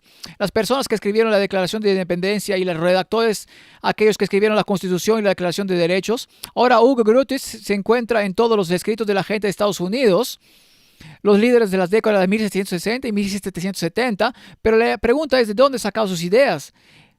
Y si rastreas sus ideas, llegas a uno de los sacerdotes jesuitas más famosos del siglo XVI, un tipo llamado Francisco Suárez. Ahora, Francisco Suárez escribió un tratado llamado Sobre la Ley en 1612 y estuvo en el norte de España y escribió sobre la ley natural católica, y sus escritos hasta el día de hoy tienen una gran influencia en el sistema legal estadounidense. Así que aquí tienes de una escuela de derecho estadounidense, la ley natural, los derechos naturales y el constitucionalismo estadounidense, las raíces liberales modernas tempranas de la ley natural. ¿Qué encuentras? Francisco Suárez, 1612, sobre el extracto de las leyes. Así que esto es una base de datos de la Facultad de Derecho estadounidense, por lo que el escritor jesuita es aclamado por ser parte de las raíces liberales modernas de la ley natural. No estoy seguro de que la mayoría de la gente diría que los jesuitas son liberales en ningún sentido de la palabra, pero de todos modos hay una foto de él allí, así que el constitucionalismo estadounidense y la ley natural y los derechos naturales, cuando estás aprendiendo la Constitución de los Estados Unidos como abogado, vas a cubrir los escritos de Francisco Suárez, un sacerdote jesuita del siglo XVI en España. Y él fue alumno de Tomás Aquino y escribió extensamente sobre 3 derechos. Está la Declaración de Independencia de los Estados Unidos, y esos son los derechos de los que habló Francisco Suárez. No escribió sobre el derecho de la vida, sino sobre el derecho a la autoconservación. Escribió sobre el derecho a la perfección de la naturaleza humana, que es el derecho a la libertad en la Declaración de Independencia de los Estados Unidos. Y él escribió sobre el derecho a la felicidad, que es lo mismo que la Declaración de Independencia de Estados Unidos. Y Francisco Suárez, sus escritos tienen una influencia en este escritor, Hugo Grotius, que fue uno de los escritores más citados por los fundadores de los Estados Unidos a principios de la década de 1770 y mediados de 1770. Y así se puede rastrear este pensamiento de la ley natural católica que incluso ahora se enseña en las escuelas jurídicas estadounidenses. Esta idea de los derechos en nuestra Declaración de Independencia son realmente del pensamiento católico en lugar del pensamiento protestante. Ahora hay un escritor ilustrado muy famoso llamado John Locke. También influyó en los fundadores de la República de los Estados Unidos y también defendió la naturaleza inalienable de los derechos dados por Dios. Aunque sus escritos apuntaban a un universo aleatorio sin Dios, esa es una paradoja de John Locke. Él argumentó en un panorama general que no hay Dios y que el universo es aleatorio y sin sentido, pero luego argumentó que tenemos derechos inalienables dados por Dios. ¿Y cómo cuadramos eso? No lo sé. Así que el punto sobre esto es que tanto los escritores protestantes como los de la Ilustración en la época de la fundación de la República Americana impulsaron ideas que los fundadores de Estados Unidos aceptaron como derechos naturales, es decir, el derecho a la vida, la libertad y la felicidad, sin reconocer que esos derechos se basan en la ley natural católica y en los escritos de Aristóteles, Tomás de Aquino y el sacerdote jesuita Francisco Suárez. Por lo que Estados Unidos sigue siendo supuestamente protestante, pero en realidad está programado como una república católica. La Constitución también está supuestamente programada para ser católica. ¿Y por qué decimos eso? Bueno, en primer lugar debes preguntarte qué es una Constitución. Y una Constitución es un documento en el que los derechos naturales de los ciudadanos que anteriormente fueron pisoteados por un régimen tiránico se transforman en derechos políticos por el nuevo régimen en la Constitución. Por lo que una constitución incluye derechos políticos. La constitución son derechos naturales que se codifican en derechos políticos dentro del sistema legal y una constitución específica que los derechos naturales han sido ganados por el pueblo en su revolución y también especifica el procedimiento para garantizar esos derechos en el futuro. Así que, por ejemplo, los británicos siguieron acuartelando sus tropas con las familias estadounidenses en la Revolución estadounidense y causaron muchos daños a las casas donde se alojaban, por lo que en la Declaración de Derechos está el derecho de que el gobierno no vuelva a construir tropas con ciudadanos estadounidenses. Por lo que está codificado el abuso de poder por parte de los británicos, se aborda directamente la Declaración de los Derechos de Estados Unidos. Y cuando los británicos codificaron armas, la Declaración de Derechos consagra el derecho a portar armas por parte de las personas. Y así lo encontramos en la Constitución de los Estados Unidos. Es una reacción a que los británicos le estaban haciendo, los colonos. Y esos colonos se aseguraron de que los abusos que experimentaban fueran codificados o escritos en la Declaración Constitucional de Derechos. Y se encuentra que a través de las revoluciones a lo largo de la historia, cuando las personas han sido abusadas de cierta manera, el área de abuso que han experimentado cuando hay una revolución o reforma, esa área de abuso se aborda específicamente en la nueva Constitución. Encuentras eso y una y otra vez a lo largo de la historia de la humanidad. Así que un principio central en la Constitución de los Estados Unidos es el federalismo. Ahora, la idea detrás del federalismo es que la mayoría de las decisiones se toman a mejor nivel local, preferiblemente a nivel estatal en lugar de a nivel federal. Y es mejor mantener el poder político a nivel comunitario. Y esa es la idea del federalismo. Y hay muchos escritos que llaman los documentos federalistas cuando entre la redacción de la Carta de los Derechos de la Declaración de Independencia y la redacción de la Constitución hay una serie de documentos llamados los documentos federalistas, donde los escritores de la Constitución discutían en público en los periódicos y publicaban panfletos sobre la relación entre el poder federal y el poder estatal y cuál es el mejor equilibrio. La forma de lograr un equilibrio saludable de controles y contrapesos de poder entre la autoridad federal y estatal. Bien, bueno, esta es la idea del federalismo que surgió en la Guerra Civil estadounidense, cuando la gente hablaba de los derechos estatales. Si un estado dice que está bien tener esclavos, ¿por qué el gobierno federal tiene derecho a anular eso? Y así la idea de los derechos de los estados se convirtió en sinónimo del derecho a tener esclavos en las décadas de 1860 y 1850.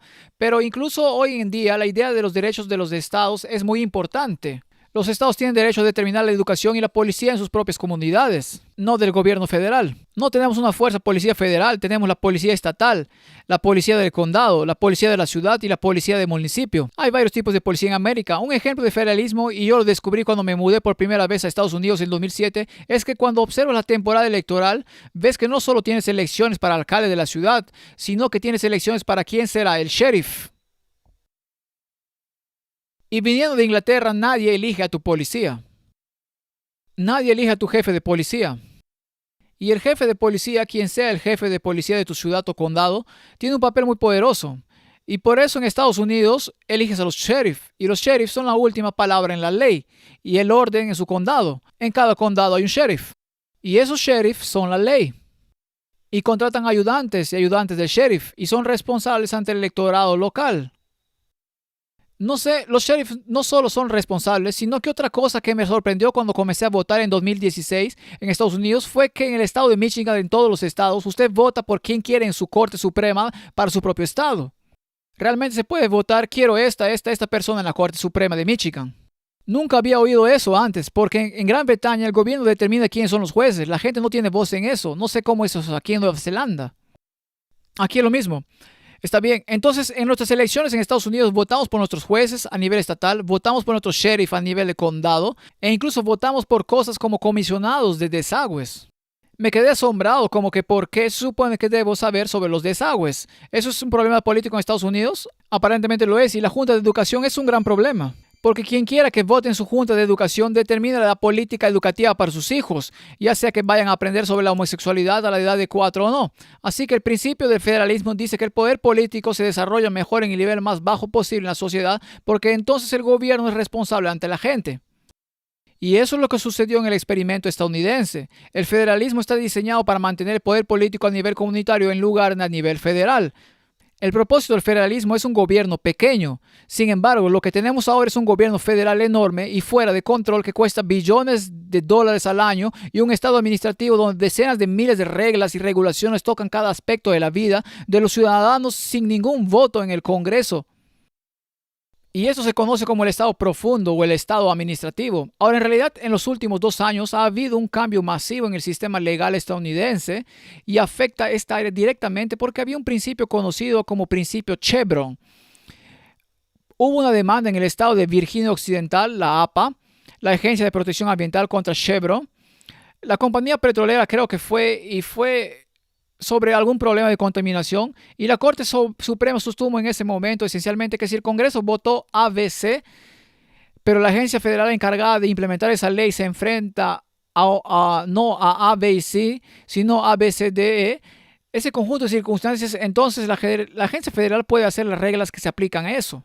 Así que si el Congreso votó por ABC y la agencia federal puede votar por DEF, porque está en armonía con lo que el Congreso originalmente quería, y el Congreso no va a votar por una nueva ley para que cada circunstancia se conoce como la doctrina Chevron o la defensa Chevron.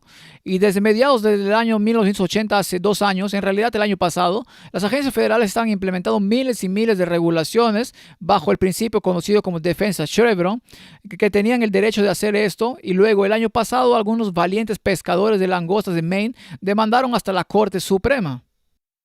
Y la Autoridad Oceánica Nacional decidió que, basándose en algunas reglas propagadas por el parte del Congreso muchos años antes, iban a poner un observador en cada barco langostero para asegurarse de que todas las langostas fueran del tamaño adecuado.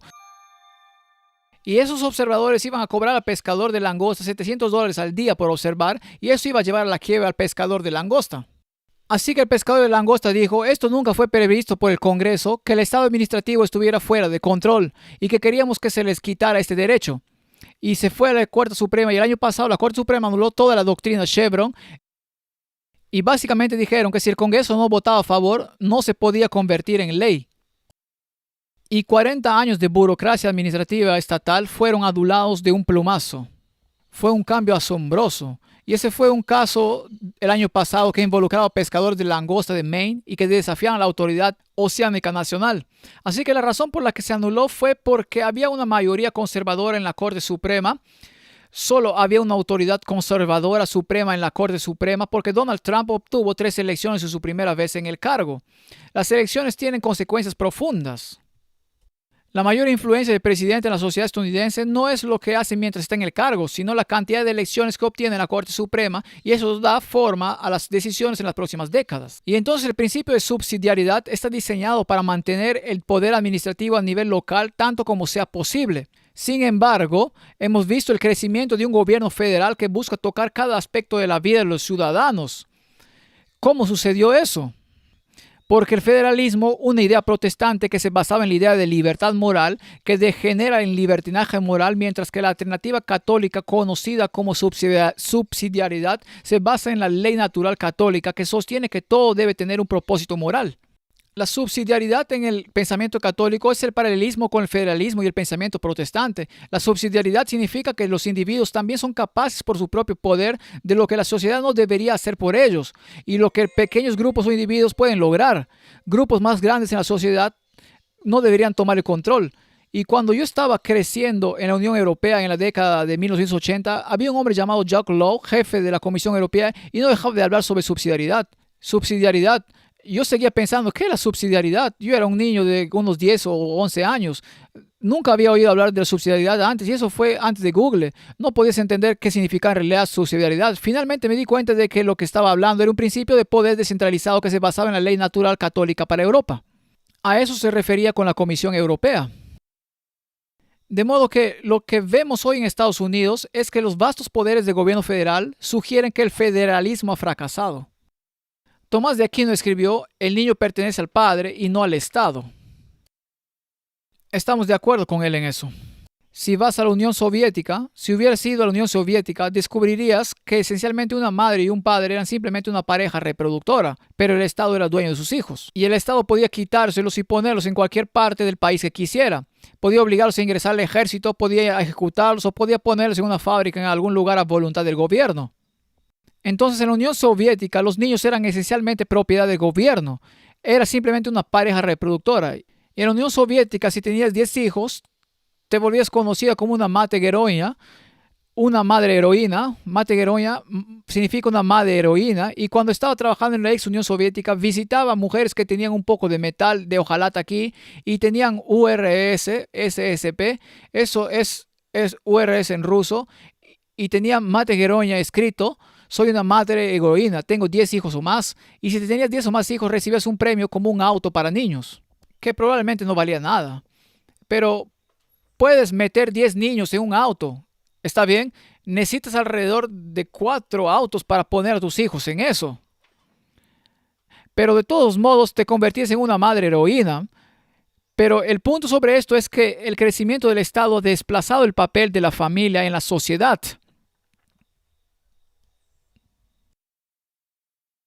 Así que en el pensamiento católico es deber de los padres cuidar, proveer, educar y nutrir a sus hijos para que sean ciudadanos morales. No es responsabilidad del Estado. En el pensamiento católico es responsabilidad de los padres enseñar moralidad, autocontrol, moderación personal y pensamiento crítico. Habilidades de pensamiento crítico. Estamos de acuerdo con eso como adventistas. Los católicos argumentan que el Estado secular no puede hacer esto porque el Estado secular es secular y no cree en la moralidad por per se. Solo puede imponer el aprendizaje a través de la coerción o el adoctrinamiento en el sistema escolar público. Y en Gran Bretaña, donde me crié, teníamos adoctrinamiento en el sistema escolar público que era un sistema secular. No sé cómo es aquí en Nueva Zelanda, pero probablemente tengas un sistema escolar público que es secular, que impulsa ideologías seculares y no presume de enseñar moralidad a la próxima generación. Y por lo tanto, el crecimiento del Estado niñera en realidad ha servido para desplazar a la familia dentro de nuestras sociedades occidentales. Los programas de bienestar público y el sistema de justicia penal en realidad han destruido los roles de los padres en sus familias o han eliminado a los padres por completo de sus familias y niños. El gobierno federal tiene el objetivo de ejecutar un sitio web llamado fatherhood.gov, donde este es un intento federal de enseñar paternidad a los hombres, pero en realidad un padre guía a sus hijos donde el Estado solo puede obligar a esos niños. La verdadera virtud moral, el objetivo de la libertad, solo se puede lograr a través de familias moralmente saludables, no a través de un Estado niñero o programas de bienestar público. Este es el pensamiento católico. Por eso los defensores del gran gobierno no quieren una sociedad de individuos morales autocontrolados. Las familias deben ser destruidas por los programas de bienestar, la justicia penal, el encarcelamiento masivo y el adoctrinamiento en las escuelas públicas, y por lo tanto el Estado se convierte en la autoridad suprema en la educación y la crianza de la próxima generación, no los padres. Esto es lo que ha sucedido en el Estado protestante, que se ha vuelto loco como en los Estados Unidos de hoy. La versión católica de la subsidiariedad mueve familias más fuertes como la unidad central de la sociedad y el federalismo. La versión protestante ligera de la subsidiariedad no promueve la libertad o la moral en absoluto, sino que nos ha dado el estado de bienestar, la decadencia moral y el colapso de la familia nuclear. Así es como los católicos están viendo lo que ha sucedido en Estados Unidos. Básicamente están argumentando que Estados Unidos está conectado, cableado como católico, que los derechos a la vida, la libertad y la búsqueda de felicidad provienen de la ley natural católica, no del pensamiento protestante, y que si los Estados Unidos va a volver a ser grande de nuevo, como MAGA, necesita regresar no a sus raíces protestantes, sino a una versión católica que nunca estuvo allí en primer lugar. Y como adventistas decimos que Estados Unidos va a tener una asociación con la Iglesia Católica. La segunda bestia del Apocalipsis será socia de la primera bestia de Apocalipsis 13. Hemos predicado esto durante más de 150 años y los católicos ahora están diciendo lo mismo, que Estados Unidos tiene que volver a convertirse en una nación católica con el fin de restaurarse a su grandeza original ya imaginada por los fundadores y redactores. Entonces, ¿qué decimos aquí hoy para concluir? El papel profético de Estados Unidos en la tierra en los últimos días están claramente establecidos en las Escrituras y en el espíritu de profecía. Entendemos que Estados Unidos en los últimos tiempos formará una alianza con el papado, formará una unión persecutoria de iglesia y Estado para formar su propia unión de Estado, iglesia y Estado, entre el papado y sus Estados Unidos. La bestia y la imagen de la bestia impondrán la adoración falsa, que es la adoración dominical a nivel mundial, utilizando mandatos económicos, presión de no comprar y vender, y finalmente la pena de muerte para todos los que reciban la marca de la bestia.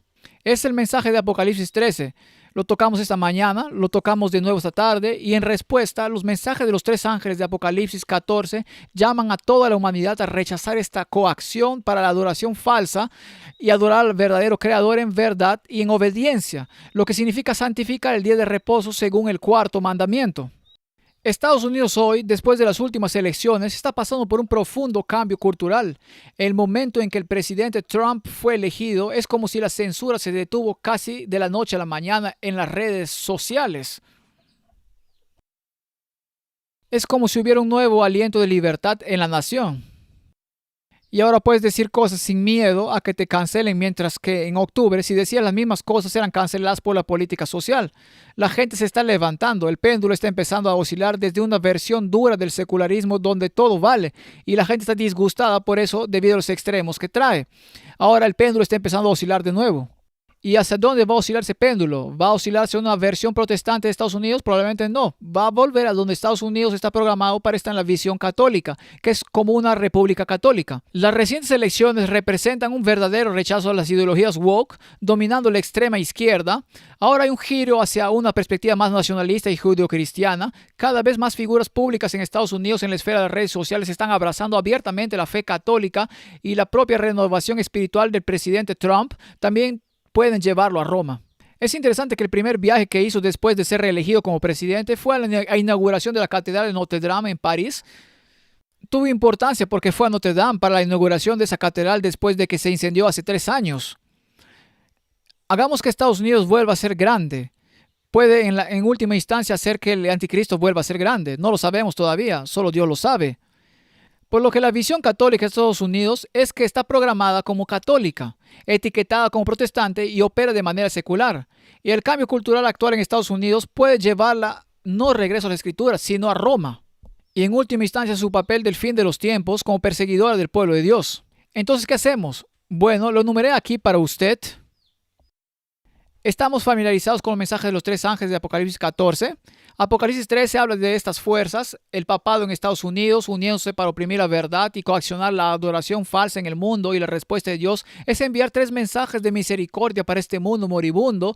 Y el primer mensaje de misericordia está aquí, dice: vi volar por en medio del cielo a otro ángel que tenía el evangelio eterno para predicarlo a los moradores de la tierra, a toda nación, tribu, lengua y pueblo, diciendo a gran voz: temed a Dios y dadle gloria, porque la hora de su juicio ha llegado, y adorar a aquel que hizo el cielo y la tierra y el mar y las fuentes de las aguas. ¿Y cómo resumirías eso en una frase? Es hora de mostrar tu lealtad a Dios a través de la verdadera adoración.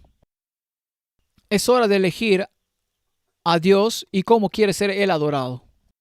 Sabes, si cuando tenemos un aniversario de boda, yo sé que a mi esposa le gusta, digamos, cierto restaurante, y si paso por ese cierto restaurante en el aniversario de bodas y voy a Taco Bell, por mucho que me guste Taco Bell, tendrás Taco Bell aquí, ¿sí? Mi esposa no va a estar feliz conmigo, porque sé que a ella le gusta otro lugar y realmente no le gusta Taco Bell. Y para mí comida es comida. Pero para mi esposa es importante que vayamos a su restaurante favorito en nuestro aniversario de bodas. Dios ha definido cómo debemos adorarlo.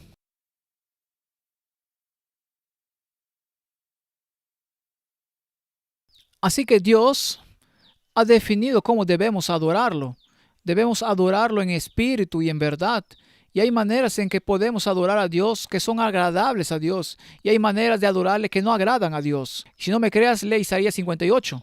Dios está disgustado con la adoración de su pueblo cuando participan en ciertos comportamientos. Por lo que el resumen de Apocalipsis 14, el mensaje del primer ángel es este: es el momento de mostrar públicamente su lealtad a Dios a través de la verdadera adoración. El mensaje del segundo ángel está en la lista en la pantalla ahora. Otro ángel le siguió diciendo: ha caído Babilonia, la gran ciudad, porque ha hecho beber a todas las naciones del vino el furor de su fornicación. Si resumieras eso en una frase, dirías esto: es tiempo de conocer por ti mismo las verdades de las Escrituras. Si no conoces la verdad, vas a ser engañado por las mentiras. Así que es tiempo desde este día en adelante de conocer las verdades de las Escrituras, de conocer por ti mismo lo que crees y por qué lo crees, y poder mostrarlo en la palabra de Dios. Y tal vez una buena cosa para que hagas en este año que viene es memorizar las 28 creencias fundamentales, con referencia de las Escrituras. Tiene 3 páginas, probablemente podías hacerlo para la reunión del campamento del próximo año. Memorizarlo, no es tan largo. Memorizar las 28 creencias fundamentales para que sepas lo que crees y tengas todas las referencias de las Escrituras ahí que lo respaldan. Porque necesitas saber lo que crees. Cuando el ángel dice que cayó Babilonia la grande y hizo beber a las naciones del vino de la ira de su fornicación, Babilonia ha inyectado la falsa doctrina en este mundo. Ayer hablamos de una falsa doctrina que es la inmortalidad del alma. Afecta a todas las religiones principales del mundo hoy y viene de Satanás. Y si no conoces la verdad de las Escrituras sobre lo que sucede cuando mueres, vas a estar abierto a los engaños al final de los tiempos. Hay un capítulo del libro en el conflicto de los siglos llamado El Ministerio de los Ángeles Malvados. Satanás y el ocultismo está por todas partes de nuestra tierra y buscando engañar a nuestros hijos y a nosotros mismos. Y entonces, si el resumen del mensaje del primer ángel es que el tiempo de mostrar públicamente su lealtad a Dios a través de la verdadera adoración, el resumen del segundo mensaje es que es tiempo de estudiar y conocer por ti mismo las Escrituras para que no seas engañado por las falsas doctrinas que vienen de Babilonia. Y el mensaje del tercer ángel es este. Y el tercer ángel lo siguió diciendo a gran voz: si alguno adora a la bestia y a su imagen y recibe la marca en su frente o en su mano, él también beberá del vino de la ira de Dios, que ha sido vaciado puro en el cáliz de su ira, y será atormentado con fuego y azufre delante de los santos ángeles y del Cordero, y el humo de su tormento sube por los siglos de los siglos. Y no tienen reposo de día ni de noche los que adoran a la bestia y a su imagen, ni nadie que reciba la marca de su nombre. Lo que vemos aquí es que viene un tiempo de coerción a nivel global. La pandemia fue solo un calentamiento para lo que se avecina. Habrá un tiempo de coerción cuando el mundo entero tendrá que elegir entre la verdadera adoración o la falsa adoración. Y el nivel de coerción será como nada que hayamos visto antes. Y si quieres resumir este mensaje aquí, yo diría esto: es tiempo de prepararse espiritualmente, emocionalmente y financieramente para la batalla final. Es el momento de regresar de esta reunión de campamento y decir: ¿qué necesito hacer para poner mi casa en orden para la batalla que viene? Así que en la vieja marina, cuando citaban un barco enemigo en el horizonte, el tambor tocaba a cuartos. Cuando tocaban a cuartos, todo lo que estaba en las cubiertas de los cañones se bajaba a la bodega del barco o se tiraba por la borda. Así que lo único que quedaba en esas cubiertas de cañones era el cañón listo para disparar con los hombres. El barco estaba listo para la batalla y cuando tocas a cuartos, todo lo que no era necesario para la batalla simplemente desaparecía de ese barco. Y sabemos que se avecina una batalla. Es hora de tocar a cuartos. Es hora de librar nuestras vidas de los dioses falsos y la escoria y las tonterías que tanto dominan nuestro pensamiento y nuestro tiempo libre, que ya no tenemos tiempo para saber qué realmente es verdad. Es hora, hermanos y hermanas, de mostrar públicamente su lealtad a Dios a través de la decisión sobre la verdadera adoración. Es hora de estudiar y conocer por ti mismo las verdades de las Escrituras para saber por ti mismo lo que crees, y es hora de prepararte espiritualmente, financiera y emocionalmente para la batalla. Cuando digo emocionalmente, significa todo lo que tienes hoy, como el país que puedes amar, la familia que puedes amar, el trabajo que puedes amar. Un día te los quitarán. Es hora de reconocer que estos son solo regalos temporales de Dios y nuestro mayor premio está en el cielo arriba. Almacenemos para nosotros mismos tesoros en el cielo arriba, como dice Jesús, no tesoros en la tierra abajo. Es hora de reconocer todo lo que amamos y tenemos en este mundo, y hay mucho que amar y poseer en este mundo. Un día se volverá en nuestra contra. Así que no nos involucremos demasiado emocionalmente con nada en este mundo. Es hora de reconocer que financieramente va a venir un tiempo, particularmente cuando los CBDCs, cuando no podrás gastar tus fondos en la proclamación del Evangelio. Así que es hora de comprar literatura y distribuirla. Es hora de apoyar a los evangelísticas en sus propias comunidades. Es tiempo de poner tus riquezas al servicio del reino, porque viene un tiempo cuando ya no podrás hacer eso, y ese día viene. Es tiempo de prepararnos espiritualmente para lo que viene. Sabemos que vamos a enfrentar la persecución si somos leales a Dios. ¿Estamos listos para ello emocionalmente? ¿Y hemos preparado a nuestras familias para el día cuando puede que ya no estemos aquí? Sé que intelectualmente habrá persecución, pero emocionalmente estoy listo para aceptarla. Y como pastor he preparado a mi rebaño, como padre he preparado a mi familia para el día en que ya no esté allí. ¿Están entrenados para continuar viviendo el Evangelio y proclamando el Evangelio en mi ausencia? Es tiempo de prepararse. Venimos a la reunión del campamento, sí, para encontrar con nuestros amigos. Y sí, venimos a la reunión del campamento para pasar un buen rato. Pero estoy predicando esto porque es hora de volver a casa después de la reunión y del campamento y para preparárselo a lo que viene. Y si fracasas en prepararte, te estás preparando para fracasar. Por eso estos mensajes de los tres ángeles son muy importantes para hoy.